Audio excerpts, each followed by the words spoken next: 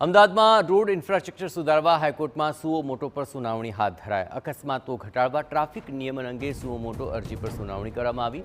ગુજરાત હાઈકોર્ટે અમદાવાદ શહેરના ખાડાઓને લઈને સવાલ પૂછ્યા। ચોમાસા પહેલા રસ્તા કેમ રિપેર ન કરાયા? હાઈકોર્ટે આ સવાલ પૂછ્યો છે। ચોમાસા દરમિયાન પણ ખાડા ખોદાયેલા જોવા મળ્યા તે પણ હાઈકોર્ટે નોંધ્યું છે।